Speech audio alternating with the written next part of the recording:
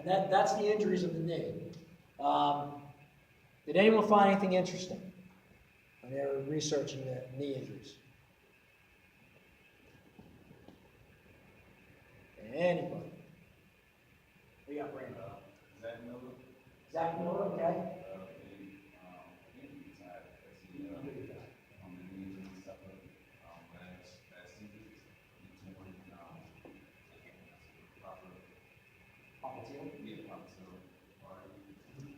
Knee dislocation, right? So Zach Miller was Denver, right? Chicago. What am I thinking of? Oh, I'm sorry. Yeah, Chicago. So Zach Miller had a knee dislocation, and we talked about that popliteal artery getting impinged. So his knee dislocates, severe hyperextension, ACL, PCL blown out, knee, the tibia and the femur kind of get displaced from each other, and that popliteal artery gets severed. It's a medical emergency. People can die from it. People have lost limbs because of it. And they probably said, I don't know at the time, I don't remember, but once you have that dislocation, Teddy Bridgewater, same thing. So Teddy Bridgewater was the quarterback for the Vikings. Is starting to play pretty well, and he had a deep knee dislocation, severed the popliteal artery, almost lost his leg. Even an NFL player who's getting probably the best care in the world, they're even at risk of losing a limb from that injury. So that's why that popliteal artery is really important for those injuries. Anybody else? One more. Come on, their knees. There's got to be a good one in there. You guys like? Anybody? One more. I'm gonna call on somebody. So. Okay. Adrian Peterson.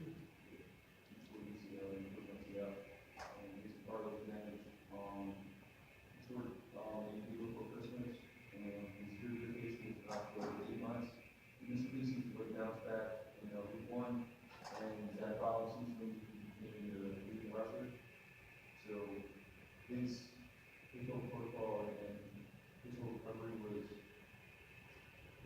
seen as like remarkable, and he set the standard for others that actually do that same true. So like, it's not taking his book more than anything now. Basically, we were prepared by that and tell us from that, and was injured. Both guys got good. Okay, good, very good. So we're talking about Adrian Peterson. He's a phenom, and he kind of debunked what we've been saying, that you shouldn't come back before 9 months with an ACL. He came back and led the league in rushing. The thing is, there's only one Adrian Peterson. So, not many people are going to have the same results. Ironically, about 10 years ago, we used to bring these ACLs back in 5 months. 5, 6 months is like almost long. I had girls playing field hockey 4.5 months from ACL surgery. We learned that their failure rate is way higher when we bring them back before that 9 month mark. And that's why kind of that Adrian Peterson to play early on in the season everyone was doubting. And it's usually because of the success rate of the actual graft. It's not the strength, it's not the motion. And we're going to take a look at Carson Wentz as well. But it's not so much that, it's the fact that graft has to really get solid in that knee. And by coming back early, you're risking failure of that graft. Now, he had an autograft, it's called. So he took his own patellar tendon and they sewed it back into his knee. If you take an allograft, they usually take like an Achilles tendon from a cadaver, and they'll use that as your new ACL. Usually when your tissue's not healthy enough is when they use an allograft. There was a time when we used allografts on a lot of people because the recovery rate was supposed to be easier and better.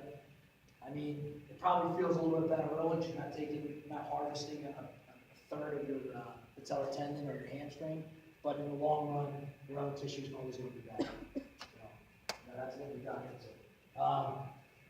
I found a couple videos that I'm gonna show you guys.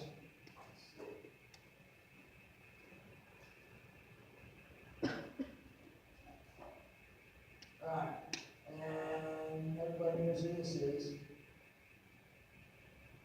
So, Carson Wentz takes that blow, right? He's going into the end zone. He's leaving his feet. He's here. Defender comes, puts a Varus blow to his knee. Defender on the backside hits the lateral side of his lower leg and kind of causes a vice type mechanism to his knee. So his knee gets blown laterally, but then fixed and pushed from the inferior part by the other defender. If that other defender doesn't hit him, he probably doesn't tear his ACL and LCL, and his IT band and his posterior lateral ulnar essentially.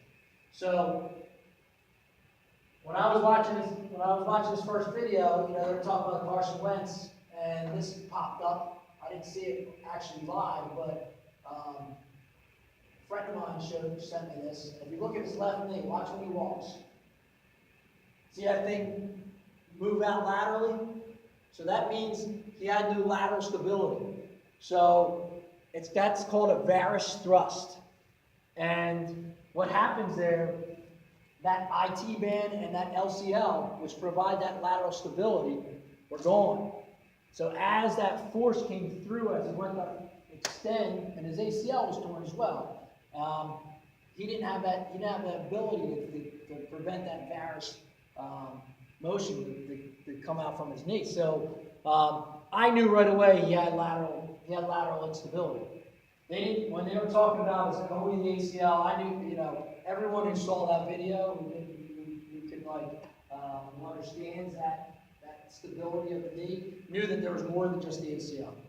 And I'm a huge Eagles fan, so this is this injury's not good. It's I know it's reported right now that he's doing well, he's throwing, he's on pace to start the season. If he starts the season, the Eagles are not doing their job. He should not start the season. It really is minimum 9 months. Because now you have two structures that are fixed. You have the ACL reconstruction, but they also have to reconstruct that lateral side. So that IT band and that LCL, okay? And most likely he's going to wear a brace with that. We've learned, RG3 and a couple of these other athletes, when you don't fix those and you don't address that lateral side with the ACL, you're going to end up, with disaster. Okay. Now, here is, let's see what I find.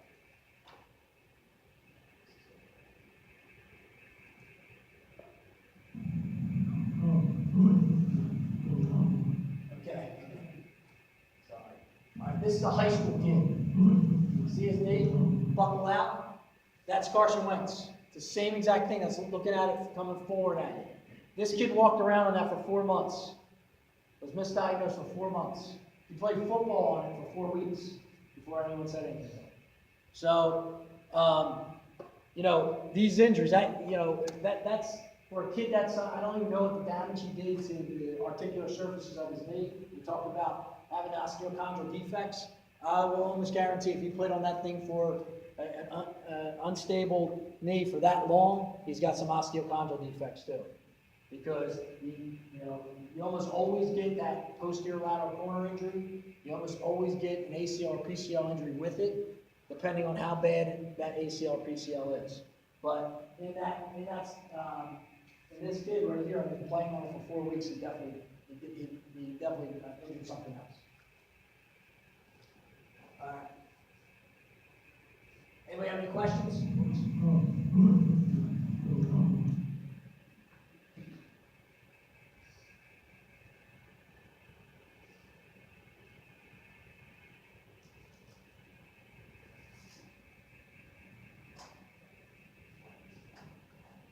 Anybody have any questions about anything?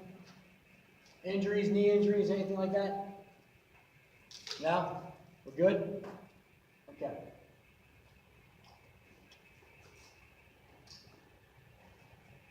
Now we're gonna get into this, our lower leg, ankle, and foot.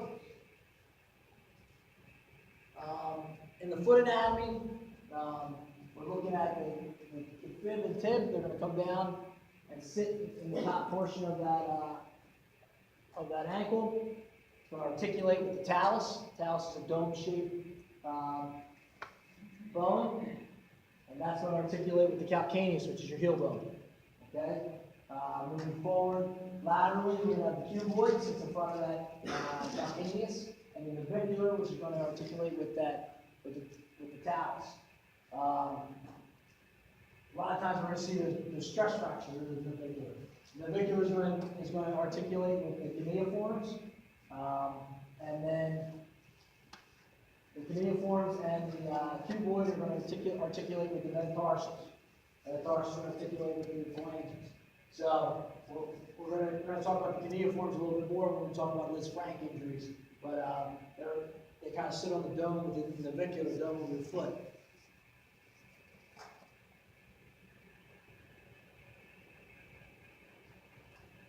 When we talk about the arches, probably the one you hear the most about is that medial longitudinal arch. Medial longitudinal arch is the arch of your foot. When we talk about people who have flat feet or collapsed feet, we're talking about that medial longitudinal arch. So the inside of your foot, the medial aspect of your foot, from the heel to your big toe. When we're talking about the lateral arch, we're talking, on the other side of the foot, so from your pinky toe back to your heel. So that's the lateral side, medial side is the big toe.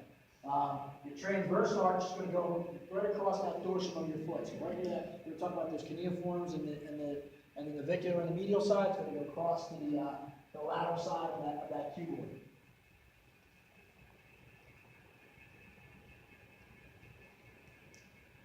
And the joints of the ankle, we're gonna go with the tib fib joint, and that tib fib joint, much like the ulna and the radius, it's going to have interosseous membrane between it, and they're going to articulate with each other.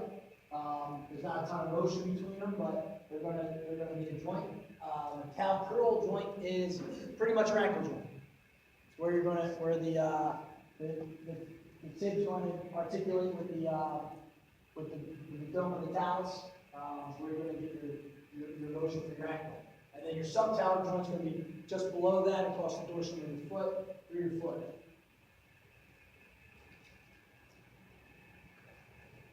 And that tib fib joint, we have that long interosseous membrane, right? It's where we're going to get, a lot of times you get that syndesmosis sprain or the high ankle sprain.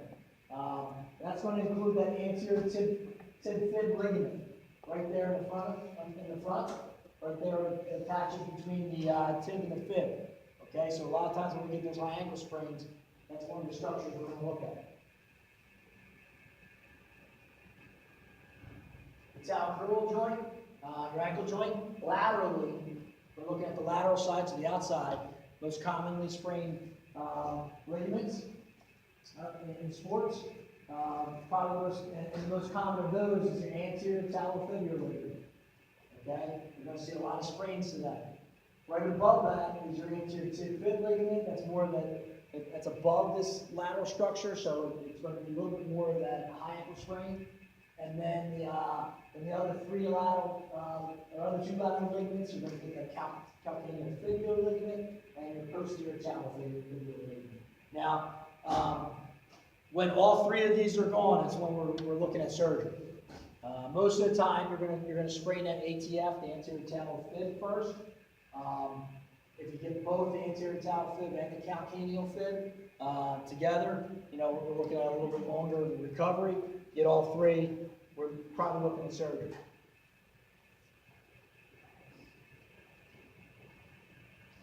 And that's when we'll see these chronic ankle instabilities too. We have multiple of these ligaments injured. On the medial side, we're going to have our deltoid ligaments. Less commonly injured, but when they are, it's usually more of it's more of a major injury. So, you know, we have all four of these ligaments that are going to come across the medial side. They're shorter and fatter. The reason why these don't get injured as much is because of the bony stability of the ankle. The ankle's not going to evert as much as it's going to invert. So the deltoids are going to get injured with eversion of the ankle. The lateral structures are going to get injured with inversion of the ankle.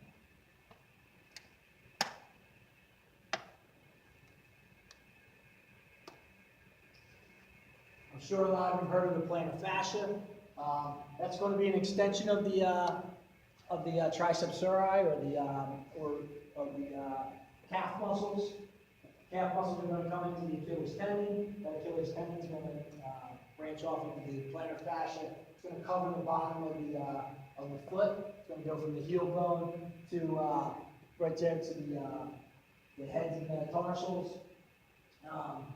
It does add support to your longitudinal arch, and you're going to see a lot of overuse injuries, especially in older people. Get microtraumas in that plantar fascia over time, and it gets irritated and becomes a chronic injury.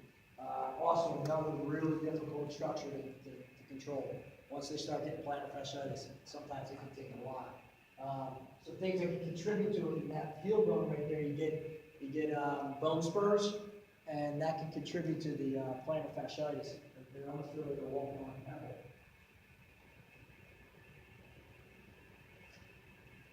All right, there's four compartments of the lower leg. Anterior, superficial posterior, deep posterior, and lateral posterior. So in the anterior, we're gonna look at the tibialis anterior. It's the main structure in there. The deep posterior, we're going to see more of our flexor digitorum longus and our flexor hallucis longus. So that flexor hallucis longus is going to move our big toe. Flexor digitorum longus is going to flex our other four toes. And our posterior tibialis or tibialis posterior. And that's going to be the inverter, posterior tibialis or tibialis posterior, whatever one you want to call it. It's going to run behind your medial malleolus, and it's commonly injured with lateral inversion sprains. So you can also get a lot of dysfunction with it, but that tendon is pretty important to athletes. So those are structures we're looking at. Then we're going to go to the superficial, and that's superficial posterior is going to be our triceps surae or the calf muscles. So your gastrocnemius, your plantaris, and your soleus are going to be part of that superficial posterior chamber or compartment.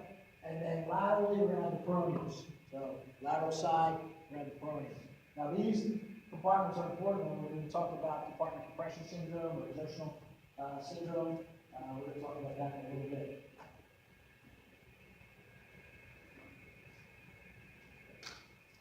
All right, nerves of the lower leg. So that tibial nerve, or the sciatic nerve, is going to branch off, like we talked about before. It's almost a little bit of a review. The sciatic nerve is going to branch off to the tibial and common peroneal. So that tibial nerve is going to run medially, and it's going to run behind that medial malleolus eventually. And the common peroneal is going to go laterally. It's going to supply that dorsum of that foot that we talked about, and supply the lateral side. The femoral nerve is, as we see up here, is going to spur out the saphenous nerve, and pretty much they're going to be your most commonly injured or commonly seen nerves in the lower leg. Blood supply, we talked about this a few times already, but the femoral artery, the popliteal artery, that posterior tibial artery, and the anterior tibial artery. The big thing about these structures, especially that posterior tibial artery, we're going to have a pulse there. The anterior tibial artery is going to go into that dorsal pedal artery, and we're going to get a pulse there. So there are two of our distal pulses that we have to check, and we have proximal injuries.